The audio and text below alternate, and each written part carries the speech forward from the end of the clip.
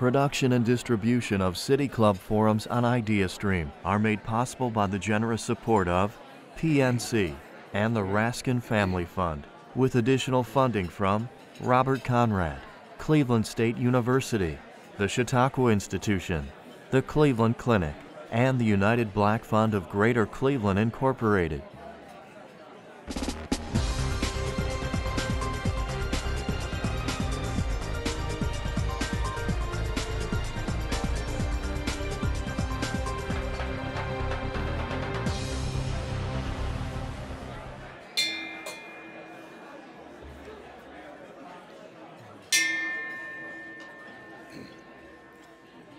Good afternoon.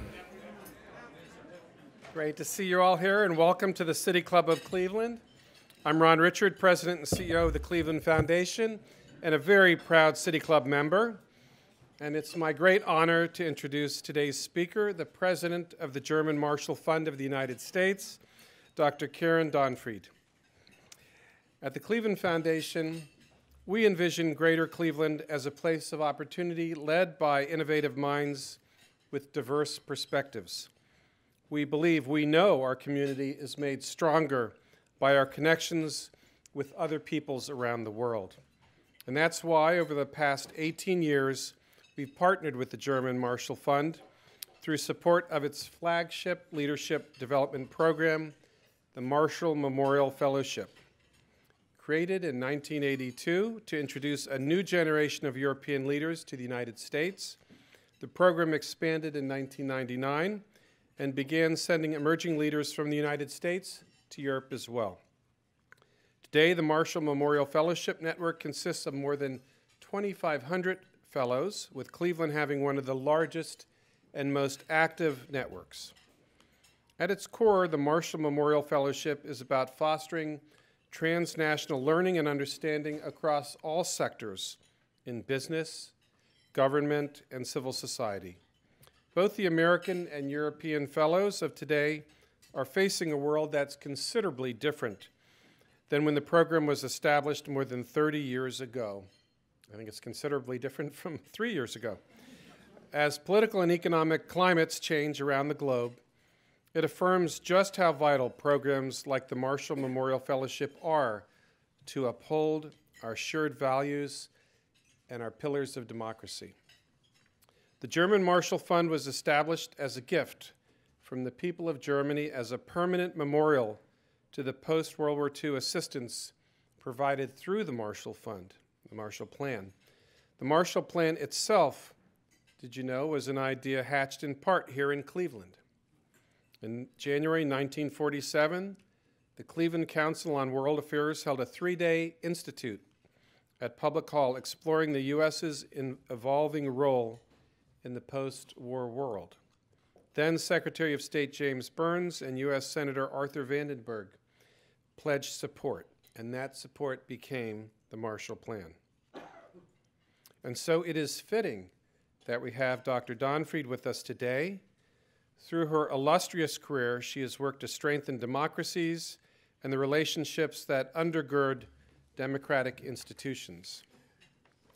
As president of the German Marshall Fund of the United States, Dr. Donfried leads an organization dedicated to developing stronger transatlantic relationships in the spirit of the Marshall Plan, championing human rights, free markets, democracy, and the rule of law. She previously served as the Special Assistant to the President and Senior Director for European Affairs on the National Security Council at the White House, and as the National Intelligence Officer for Europe on the National Intelligence Council, the intelligence community's Center for Strategic Thinking. Dr. Donfried holds both a master's in law and diplomacy and a Ph.D. from the Fletcher School of Law and Diplomacy at Tufts University, which we won't hold against her, as well as a magister from the University of Munich, Germany.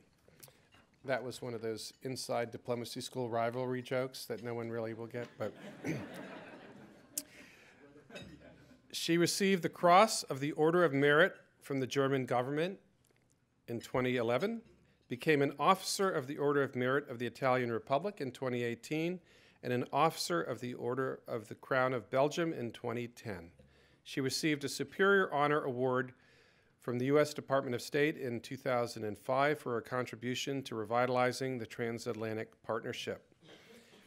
Really, she is such an exemplary public servant, and in a day and an age where people are doubting the importance of government workers, and she is a perfect example of how our democracy benefits from individuals like her.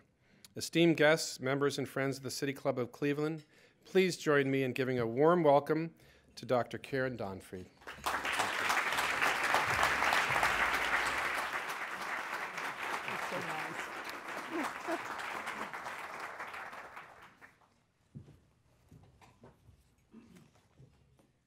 Hello, Cleveland. It's really great to be here, and it's a particular delight to be at the City Club. Thank you, Ron, for that generous and lovely introduction, except for the International Relations School rivalry. You know, I was so touched to receive the City Council proclamation, and really, GMF shares that with the Cleveland Foundation, because the Cleveland Foundation has been an indispensable partner for us in bringing more folks from Cleveland into this fellowship program. So it was particularly meaningful to have Ron give the introduction. Now, I also want to give a thank you to Dan, who is one of our illustrious fellows, for inviting me to speak at the City Club. And also Councilman Griffin. It's wonderful to have GMF represented in force on the Cleveland City Council. As you saw, there are a lot of Marshall Memorial Fellow alumni in the room, and Dan stole my lines because I wanted to have them stand up, and I was going to have our European Fellows stand up. But that's already been done. But you can see the power of this network that Ron referred to in this room. So it's so wonderful to see so many folks who've been a part of this program here in Cleveland. Now, I did go a little bit far in the alliteration in my title. I will admit that. I had a little bit too much fun with that. But essentially what I want to talk about today is the U.S. relationship to Europe. And that relationship, without question, has been marked by turbulence since President Trump came into office. And the fact of the matter is that there are a lot of things, not just our relationship with Europe, perhaps, that we've taken for granted for decades. And many of those things are being challenged. And certainly the value of having close allies in Europe is one of those things that I had taken for granted that just seemed fundamental. And it's made me feel that the mission of my organization is more important than it's ever been. GMF's mission, simply stated, is strengthening transatlantic relations in the spirit of the Marshall Plan. What do we mean by that? GMF is not a partisan organization. And I am an American who does believe in public service, and I've served in administrations of both parties. I was at the State Department under President Bush. I was at the National Intelligence Council in the White House under President Obama. And transatlantic relations have never been a partisan issue in this country. It didn't matter if you were Republican or Democrat. You tended to believe that it was in the interest of the U.S. to have a strong relationship with Europe. So that's one piece that feels different today. But the other thing is the second part of our mission, that we work in the spirit of the Marshall Plan. And in that sense, GMF has always been an advocate for values. And what we mean when we talk about the Marshall Plan is the values that have undergirded U.S. development since the end of World War II or since the founding of the Republic, a belief that we are well served by a system of liberal democracy, which isn't ruled by the majority. It's rule that also protects the rights of minorities. It's believing in rule of law. It's believing in freedom of the press, an open economy, rights of the individuals, all of these values that undergird that relationship. And I think it's fantastic that the City Club has this tagline of helping democracy thrive. because, of course, freedom of speech is one of those values that does help democracy thrive. And when I think about the Marshall Plan, in my mind, it's the quintessential example of enlightened self-interest. So World War II is over. These countries and economies of Europe are devastated. Americans didn't really want to help rebuild those economies. We'd fought a long, bitter war. We'd spilt a lot of blood. We'd lost a lot of treasure. And Americans were ready to focus on their own country. So when Secretary of State George Marshall said, I've got a great idea, let's spend lots of money to help rebuild Europe, it was not greeted, actually, with enthusiasm. And Republicans in Congress had to be convinced about this. And actually, Arthur Vandenberg, who was the Republican chairman of the Senate Foreign Relations Committee, is a great example of someone who became passionate about this idea and helped by traveling across the country to sell the idea, including to Cleveland, as we just heard. So you see the U.S., certainly for reasons of benevolence. I do think Americans thought, well, yes, we should help, but also for reasons of self-interest, that the U.S. saw these countries in Europe as future markets for our exports, that as we saw the Soviet Union developing its power at the end of World War II and saw communism spreading across Europe, there was also a national security and foreign policy imperative for this as well. But it was a mix of all of those things that led this country to support the Marshall Plan. So GMF today in its work fulfills that mission through our leadership development programs, of which the Marshall Memorial Fellowship is the crown jewel. And just a special shout out to Joe and Carrie and Jason, who have been such engines of that alumni community here in Cleveland. We also do it through our policy work that is sustained by 8 offices. The headquarters are in Washington, but we have 7 offices across Europe, so half of our staff is European. But that's the work that animates me every day. So all of you don't work on Europe every day, and you may be asking, why do transatlantic relations matter? Why is the Europe important to the United States today? I would make the case that the foreign and security policy rationale is still compelling for the U.S. NATO is our most important military alliance, whether that is NATO serving on Europe's eastern border, whether it's NATO serving in Afghanistan or training Iraq's military. After Russia illegally annexed Crimea, a part of Ukraine's sovereign territory in 2014, the United States put sanctions on Russia in coordination with our European allies. And that has led to a much greater economic impact on Russia for that action. And it was the United States and its European allies standing up together saying, it's not okay in the 21st century for a stronger country to simply seize illegally the sovereign territory of its weaker neighbor. And we need to stand up for what's right. So those are some of the foreign and security policy reasons why I believe we are stronger together. There are also powerful economic interests at play here. The United States and the European Union share the largest trade and investment relationship in the world. It's much larger than the U.S.-China relationship or any other relationship that might come to mind. The U.S. and the European Union account for about half of global GDP. The transatlantic economic relationship creates and sustains close to 15 million jobs in the U.S. and in Europe.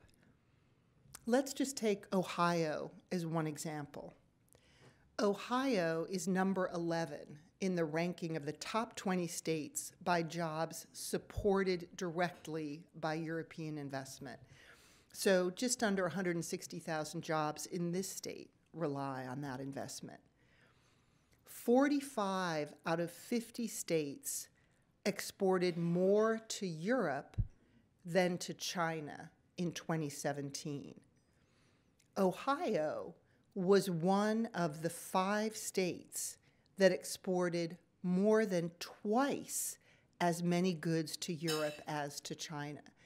So for Ohio, you had $8.7 billion of exports to Europe in 2017. You only had $3.8 billion to China. So for this state, this relationship is very powerful. You're exporting transportation equipment and chemical manufacturers and machinery manufacturers. So there are foreign security and economic policy reasons why we all should care about the health of this relationship. So I would argue those fundamentals are still powerful in 2019. That said, we have to acknowledge that both sides of the Atlantic are experiencing significant change. My argument is not one for the status quo in stasis, but it's one that says let's accept the importance of this relationship and then focus on how we continue to make it relevant for today's world. So what are the kinds of changes that I see on both sides of the Atlantic? I see them as both being cyclical in nature and structural in nature. What do I mean by that? Let's start with cyclical change. Arguably, the most important cyclical change in the transatlantic relationship comes every 4 years with the election of a new U.S. president or the re-election of a U.S. president, because the U.S. is the lead nation in this relationship. We're the big kid on the block, and who is governing the U.S. has an outsized impact on our European allies.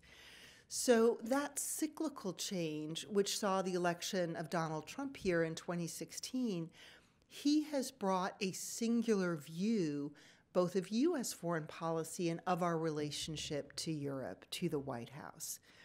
So President Trump's America First policy has, as he's articulated it, is that the United States will no longer allow its national security to be undermined by what President Trump sees as bad deals. So he's been reassessing our alliances, reassessing our trade agreements, and when he believes there's a need, renegotiating or scrapping those agreements to make sure that American interests are defended. Now, you could argue any U.S. president is going to put American interests at the top of the agenda. That's what he is elected to do, and maybe one day she will be elected to do. But that list of priorities and how we define our interests seems to have changed over the past 2.5 years. And for our allies, when they look at how we're engaging with them, they will say to me, Karen, we always thought alliance was something enduring, that we agreed on the North Atlantic Treaty and agreed in collective defense. And it feels like today the relationship has become very transactional. There's not an enduring commitment where over time both sides feel they benefit from that, but that it's a day-to-day calculation of a transaction. And if every day the U.S. is not ahead in that transactional tally, then there are very important challenges put before the door of our European allies. So the U.S., in reclaiming, in Donald Trump's view, our sovereignty, sees this as a zero-sum game. And the hostility that's been there toward the European Union is reflective of a deeper questioning of the multilateral approach that the U.S. has pursued over the past 70 years. So this core belief now that's driving U.S. policy, that the United States has gotten a raw deal from its allies, is certainly deeply held by President Trump. And we see that in his comments and in his tweets about the enormous bill that Europe owes the United States for its defense. We also hear about it in terms of the criticism of Germany's massive trade surplus. And I want to dig a little bit more deeply into those two issues. On the defense side, President Trump is deeply unhappy that all of our NATO allies are not spending 2% of their GDP on defense. That is a fair criticism. All of our NATO allies agreed to a guideline that by 2024, they would increase their spending on defense to 2% of their GDP. All of them have not made plans to date to reach that goal by 2024. But even for those that have, I think President Trump is deeply frustrated that progress is not being made more quickly. We've seen various disharmonious encounters in the NATO alliance. There was a summit last July where reportedly President Trump threatened to pull the U.S. out of NATO because our allies were not moving quickly enough to reach that goal of defense spending. And even if it is fair to ask our allies to do more, I worry that the approach we're taking is undermining alliance cohesion. And I think the negative impact of that is something we should reflect seriously on. NATO defense spending has been on an upward trend since Putin's invasion of Crimea in 2014. And the reason for that is because I think all of us in NATO realized that we had underestimated the threat posed by what is clearly an aggressive Russia. 2/3 of NATO allies have plans to reach that 2% of GDP guideline by 2024. I also should point out that our NATO allies spend a lot of money on defense. So in 2017, if you look at the defense spending of NATO allies, if you take the US out, so that would be Europe plus Canada, the total was almost $300 billion. Russia's defense budget totals $166 billion. So while how much we spend on defense is important, it is not the only metric. And we need to also be helping our allies think about how they're spending those defense dollars or defense euros and whether they're spending them effectively enough. And so I think we should be looking at several metrics when we work with our allies in trying together to build the most robust defense that we can. On the trade front, President Trump has felt a deep sense of grievance about the European Union. There are many comments he's made about the EU, and they tend to, I can give you some examples. He feels the European Union was set up to take advantage of the United States, to attack our piggy bank. The EU possibly is as bad as China, just smaller. It's terrible what they do to us. There are very few Americans who are going to stand up and defend the European Union. It's complicated, it's bureaucratic, but it is something this country very much has supported. And it goes back to George Marshall. It goes back to the days after World War II. The U.S. came out of World War II thinking, these world wars, not such a good idea. We Americans would really like to not go to war in Europe again. So let's figure out how to help Europeans live together in peace. And the European Union is that instrument of peaceful coexistence. And the level of integration that we see in Europe today is something we should take pride in as Americans. We were present at the creation of that. The Marshall Plan didn't actually tell Europeans what to do. It said, you tell us what you need. We also told the European participants in the Marshall Plan to decide among themselves how to divvy up that money. That was brilliant. It was already trying to inculcate patterns of cooperation that have now become deeply ingrained in this European project. And so it just is striking to me that we would now be beating up this organization that we saw as very much in our own interest. And the Trump administration has imposed tariffs on steel and aluminum against our European allies, invoking a national security exemption. So in other words, we felt those imports posed a threat to U.S. national security, And on that basis, we put tariffs in place. This was, in many ways, a wake-up call for our European allies who said, wait a minute, we thought we were your most important partners in NATO. And now you're using a national security exemption to put tariffs on us. So the Europeans have now put retaliatory tariffs on us. The EU is suing the US over tariffs on steel precisely because of that Section 232, that national security exemption that we used, saying that that was illegal. So it's really striking how fraught this relationship with Europe has become over the past years. Now, you could step back and say, but Karen, is this really anything new? I mean, if we think about the past 70 years, we've had lots of examples when Americans and Europeans have not, when they've disagreed about policy. Take the Iraq War. That's certainly an example where much of Europe did not support that US decision. But I think that what Europeans are seeing today, or what Europeans are asking, is whether this goes deeper than policy differences. They're asking if we Americans are seeing a different role for the US in the world. And this brings me to then the second argument, which is about structural change.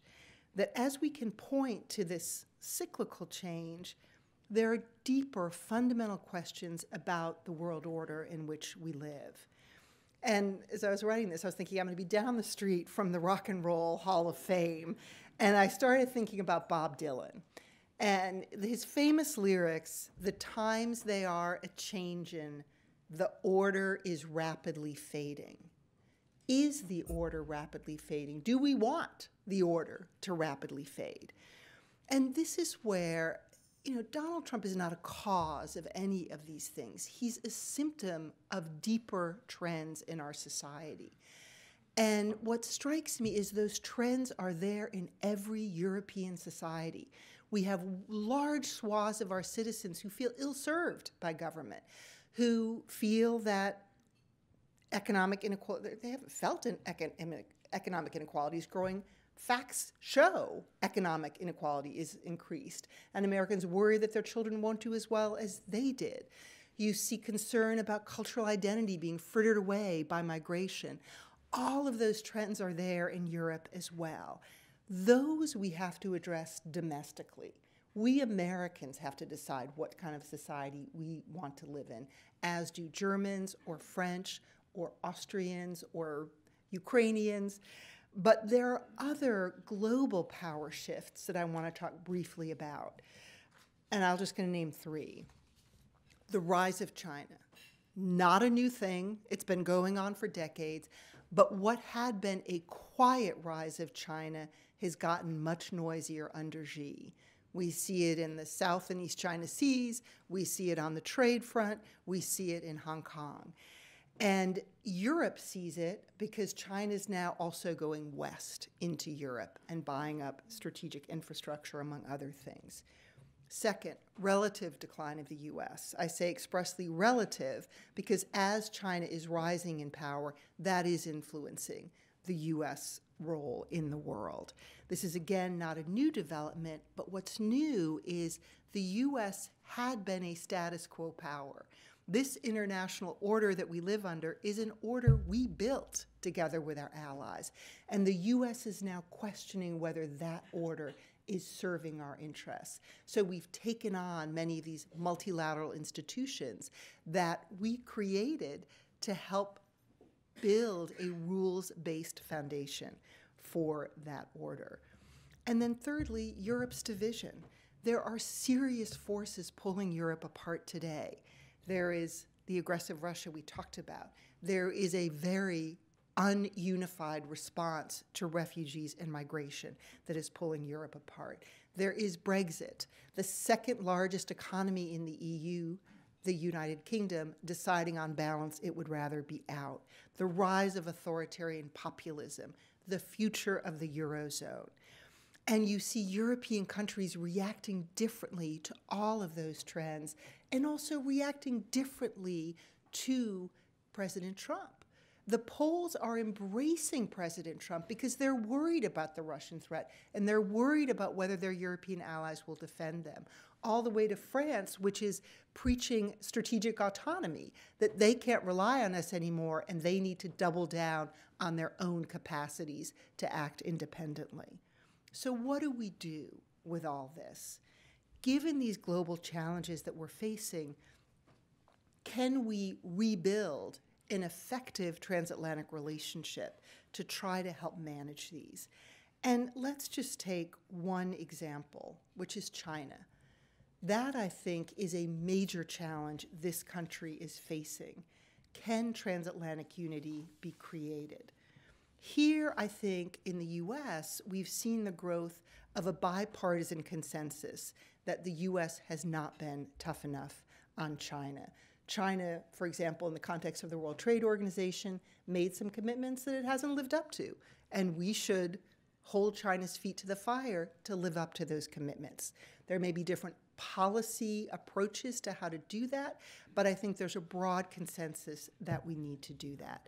U.S. patience that China will reform on its own, or that economic liberalization will lead to political liberalization, that patience has ended. Europe is developing a more strategic view of China, and this is relatively new. And part of it has to do with China going west through its Belt and Road Initiative, that Europeans are seeing the Chinese buy up ports and bridges across the continent, and they're worried about the implications of that for European well-being. So we're seeing Europeans look at how we screen foreign investment and want to put in place similar policies.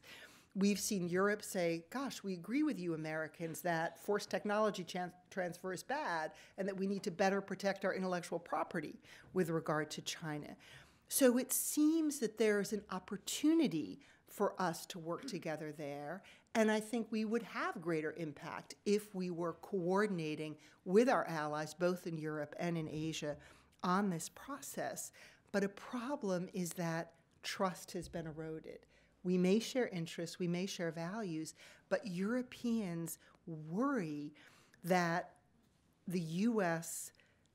will cooperate with China and work out a deal to the detriment of Europe, or that U.S.-China trade tensions will increase in a way that will harm European interests. They'll be stuck in the middle of this U.S.-China clash. So if we need to rebuild trust, in my mind, that is both a top-down, so you could think about policies we might work on together, and a bottom-up process. And this is where Cleveland is part of that process. Cleveland is already playing an important role in this because of the economic relationship, but also because of societal relations. I mean, whether it's the City Club hosting folks who bring that global perspective, whether it's Global Cleveland, and I love how Joe articulates the mission of Global Cleveland, on a mission to make Cleveland the most welcoming city in America. Whether it's GMF's fellows in Cleveland who are bringing a sensibility from their travels here and seeing the connections and seeing how the transatlantic relationship can make a difference at city level, or whether it's the Cleveland Foundation, which is the country's oldest community foundation and has always seen Cleveland through the prism of a global role as well. And, you know, when I think about the work that's happening at the city level and how that contributes to a transatlantic community that ranges from how can we build a diverse and inclusive workforce to sharing best practices for veterans care. Those are examples of projects our alumni are working on in their own cities. Whether it's Ohioans who work for European companies or who work for American companies that are exporting to Europe. All of those are part of the ties that connect societies and build trust. So in this, each of us has agency. Yes, our world is turbulent. Yes, it may be appealing to turn inward and let's focus on ourselves. But by turning inward it doesn't protect us. It doesn't avoid the impact of turbulence beyond our borders on our own country and on our own cities. So I really think the time for all of us to engage is now. And that can be through the City Club, through Global Cleveland, through the Cleveland Foundation, in any way that you all interact in this city. But the bottom line is we shouldn't take things for granted that we care about, whether that's the values by which we live, whether those are the relationships we have beyond our borders. And I just want to caution about taking the relationship with Europe for granted, because I do think facts are stubborn things, and we've benefited a lot from that relationships. So I think friends are powerful assets in a turbulent world, whether they are here in Cleveland or across the Atlantic in Europe. And that is what I wanted to share with you. Thank you.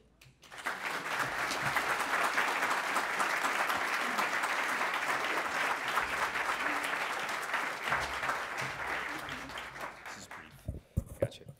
I'm Dan Malthrop, Chief Executive here at the City Club. Today we're enjoying a forum with Dr. Karen Donfried, President of the German Marshall Fund of the United States. We're about to begin the audience Q&A, and we welcome questions from everyone, City Club members, guests, students, and those of you joining us via our live stream. If you'd like to tweet a question, you can tweet it at the City Club, and our team will work it into the program. Holding our microphones today are Office and Customer Experience Coordinator Tiffany France and Director of Programming Stephanie Jansky. May we have our first question, please? Hi, thank you very much for the presentation. You mentioned that, can I hold this myself? You mentioned the change of order in this current political environment, and there is this underlying belief among American population, which is when Trump is gone, somehow the transatlantic relationship can be restored to some extent. But there is another small but emerging group of historians who have a different opinion. Some of them, like Paul Morland, the demographic historian, he argues that with the further integration of ethnicities, it is extremely, or at least getting harder and harder for democracies to hold people apart, and fragmentization politically is inevitable. And there are also historians who think that in the age of data and information and technology, the job of governing is even harder for a democratic institution, and it's easier for an authoritarian institution to do the job. Do you believe that's the case here? And if when Trump is gone, that restoration is not, oh my God, I don't know.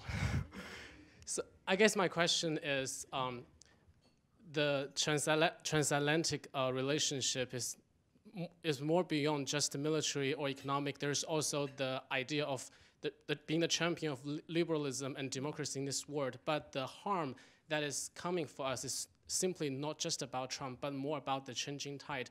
The further integration of ethnicities and the changing of technology are not things that can change and are inevitable. And do you think that's a threat, and how do we tackle these challenges?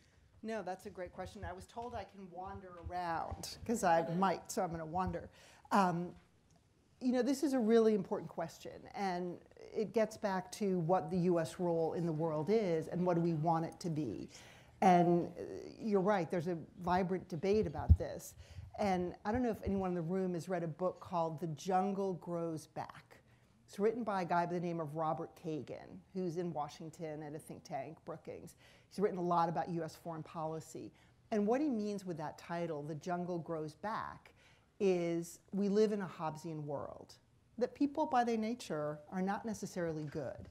And if we look at the sweep of world history, it's marked by great power war.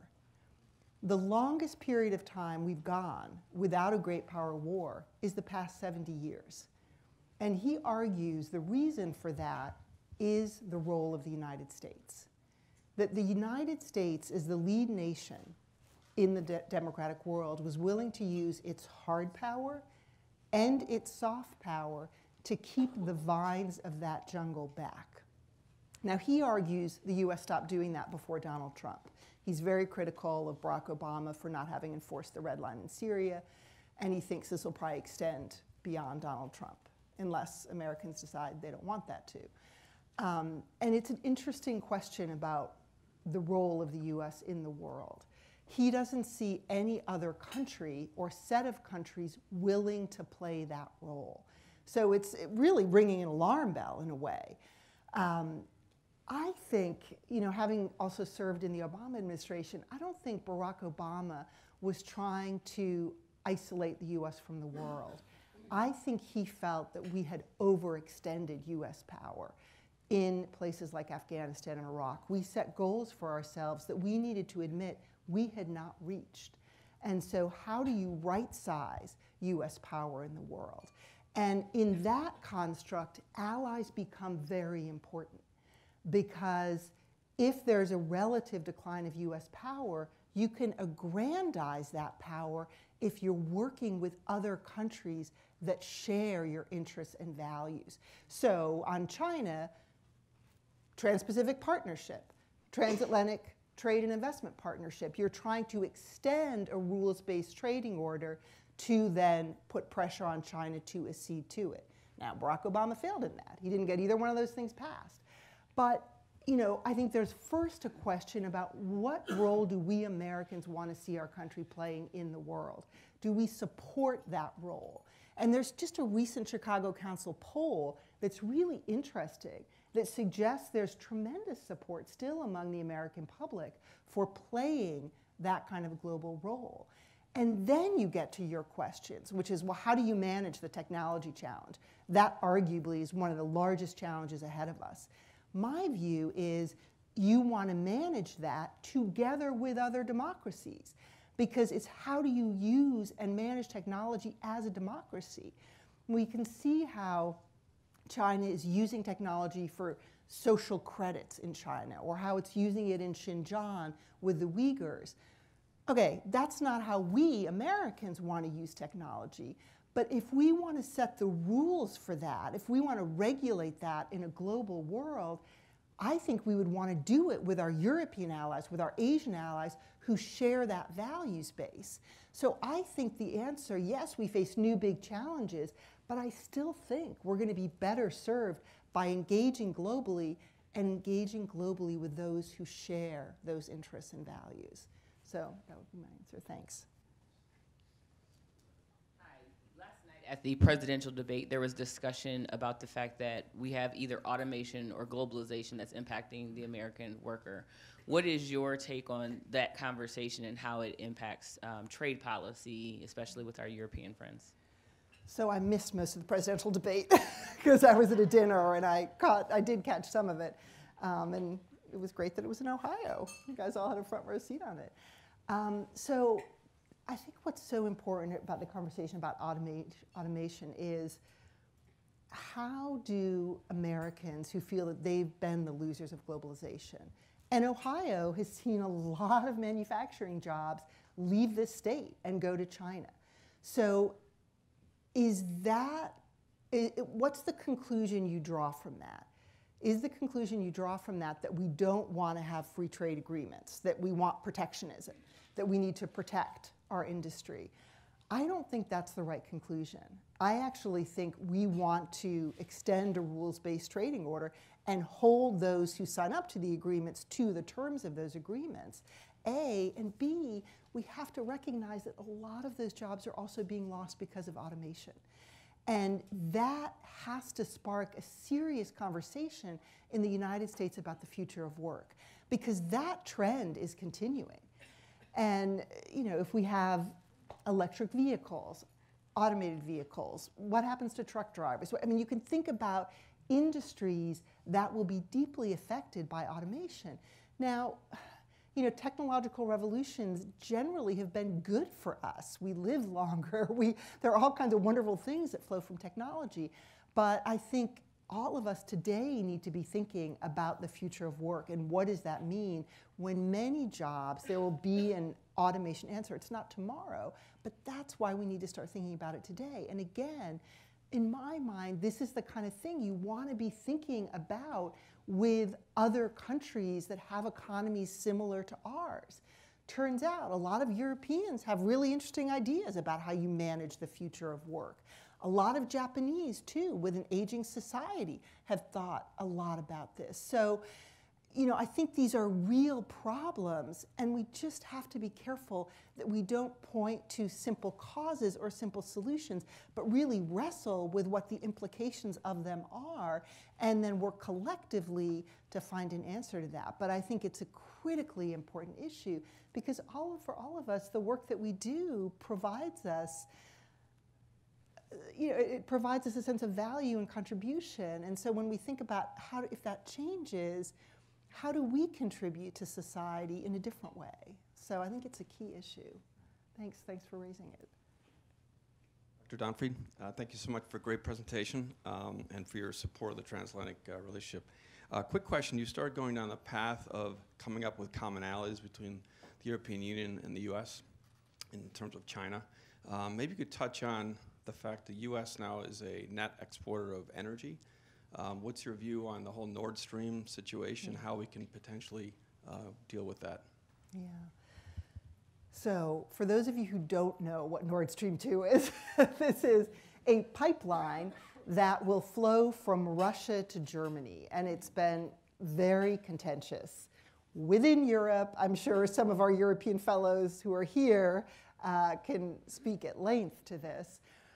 It's been contentious within Europe, and it's been contentious in the transatlantic relationship. So the US view and the view of many European countries is that this is not a moment when we want to be increasing European dependence on Russian energy sources. The alternate view, and this is a view expressed by Germany, is, look, we have been dependent on energy supplies from Russia for the entire sweep of history since the end of World War II. And this is a reality. And Russia doesn't want to impinge those supplies because they like the Western currency. And where else are we going to get this energy from? Now, the US answer is, we've got LNG. And the US is now an exporter of energy, so let's build more LNG terminals in Europe, and then you don't need to rely on Russia, you can rely on liquefied natural gas. Now, the one issue with that has been, we don't live in a command economy in this country, and Asia has been willing to pay higher prices for that LNG, so much of that LNG has been flowing to Asia. Now, you have seen LNG terminals built in several European countries, and that flow, I think, will continue. But the thing that's been made this debate over Nord Stream 2 even more politically sensitive is Nord Stream 2. It used to be that Russian gas and oil would flow through Ukraine, and Nord Stream 2 bypasses Ukraine. So at the moment, the part of Ukraine's territory has been annexed by Russia, and they're still fighting in Ukraine's east. Ukraine will no longer get the transit fees from when that pipeline went through Ukraine. So there was an added level of political sensitivity on this. The pipeline essentially has been built today. So there's a question about whether the US Congress is going to put sanctions on the German companies involved and other companies involved in building that pipeline. I don't know how that's going to play out. But it has been a very sensitive issue, one of several in the US relationship with Germany in particular. The larger frame of energy and energy independence is a very important one in the transatlantic conversation. It also relates to the US posture in the Middle East. I won't go down that road, but it certainly has played a larger role in the transatlantic relationship since the US has become so energy rich. Stop with that, yeah. Hello, I'd like to ask a question about populism. How does you explain to the deep state / power elite in both Washington, D.C. and Brussels the effect of the populist movement over the last 40 years? 40 years ago, Maggie begat Ronnie, and 4 years ago, Brexit begot Donald, begot Boris. When will the power elite understand that middle America, middle England, is mad at them? Well, it's so you don't think Boris Johnson is part of the power elite? I mean, but yeah, so clearly Brexit maybe I was going to say was a wake-up call. Maybe it should have been a wake-up call. because I think that most people thought, oh, at the end of the day, a majority of Brits will vote to stay in the European Union. And as we know, that wasn't the outcome. 52 to 48% voted that the UK should leave the EU. That was actually, it was in June of 2016 that I thought Donald Trump was going to win. Because I thought, okay, there's something happening in our societies. Wide swaths of citizens are very unhappy with how they are being governed. And in the case of the UK, the EU became the scapegoat for that. We can debate about whether that was fair or not, whether the facts that were used in that debate were honest or misrepresentative, but that was the outcome.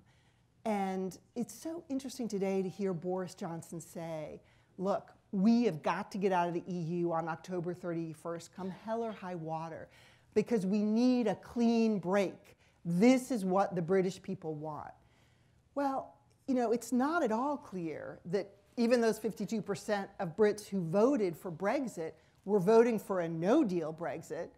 I think they were voting for a government that was going to negotiate a smooth exit out of the EU. So let's put that to the side. But to the larger point of we want a clean break with the EU, the UK cannot have a clean break with the EU. Even if there's an agreement, and I hope there is, I think it would be great if Boris Johnson can agree with the other EU leaders on a deal that allows the UK to leave on October 31. It's not going to be a clean break. All that they will have agreed is the terms on which the United Kingdom leaves the European Union. The countries of the European Union are Britain's closest trading partners. So Britain then has to negotiate a new trading deal with the EU. So, you know, geography is destiny. And Britain may be an island and it may not technically be part of Europe, but it is part of Europe. And it will always have these countries as its closest trading partners. It will continue to have deep political and security ties with the other countries of Europe. So Britain will figure out how to manage that. But it is hard to not see this as something that is damaging to the UK.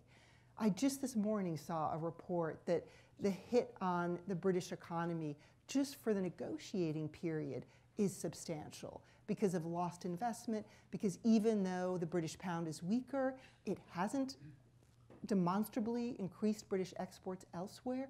So Brits will pay a price for this decision, and that is their choice.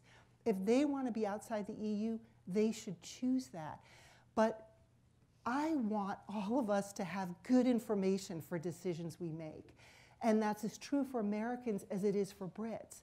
So if we decide, on balance, the US is better off on its own, let's put up protectionist barriers, I just want that to be a reasoned debate where we really think through the costs and benefits of that policy. And to your point, politicians have to listen to citizens, for sure, but they also have to explain their policies. And you know, I worry that in this sort of fact-free or false fact world, it becomes harder to do that. And maybe it makes the City Club all the more important, where you have debates and people disagree without being disagreeable, but we really wrestle with what those choices are that we want to make. And I'm not sure that happened to the extent that might have been good for Britain in this particular case. But. Good afternoon. I really appreciate your commenting on the importance of connections of Cleveland itself with Europe. One important connection is that Cleveland has the only port on the Great Lakes that has a direct scheduled shipping to Europe. It's called the Cleveland European Express. Yes, we are. We're the only port on the Great Lakes that does that. I know. That's yes, cool. A lot of folks don't know that. And it's important because we have a major steel manufacturer, ArcelorMittal, right down the Cuyahoga. We were all concerned when the tariffs were placed, especially on steel. And so could you tell me what the current status is of the tariffs and the negotiations and what you see for the future, especially that could affect the heartland like Cleveland? Yeah. Well, unfortunately, there are no indicators that the U.S. is going to lift those tariffs anytime soon. And in fact, there's still sort of a Damocles sword of a tariff threat hanging over Europe, which is car tariffs. Because another issue that President Trump has been very sensitive to has been European cars imports into this country. And he has suggested that he might put tariffs on European cars as well, which also would have an impact on Americans, because most of the major European car companies, in particular the big three European companies, have major manufacturing sites in this country. So I don't foresee that being settled in the short term. I will say Secretary of State Pompeo made a trip to Brussels last month saying he wanted to reset relations with the European Union, which I very much welcome. And he met with the incoming leadership of the EU. There was some talk about could there be a trade agreement negotiated. I think the challenge for the Europeans is that reset probably can only happen if the steel and aluminum tariffs are dealt with and lifted. So there are some underlying issues that probably do need to be addressed before that reset really can take shape.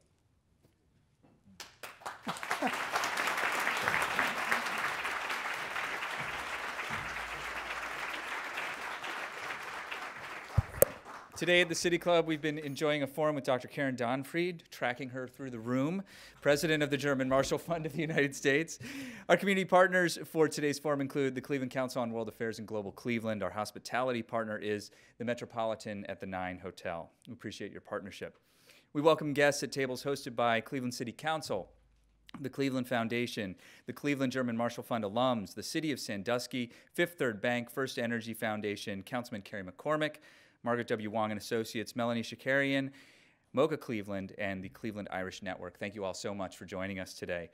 That brings us to the end of our forum. Thank you so much, Dr. Donfried, for your words and your leadership. Thank you, members and friends of the City Club of Cleveland, and special thanks to our City Club members whose financial support makes our work possible. You can find out more about City Club forums and how you can support City Club online at cityclub.org. Our forum is adjourned. Have a great day.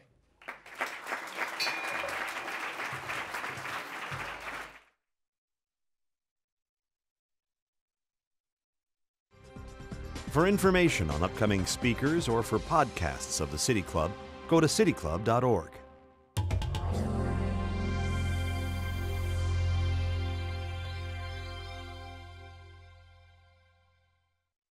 Production and distribution of City Club forums on IdeaStream are made possible by the generous support of PNC and the Raskin Family Fund, with additional funding from Robert Conrad, Cleveland State University, the Chautauqua Institution, the Cleveland Clinic, and the United Black Fund of Greater Cleveland Incorporated.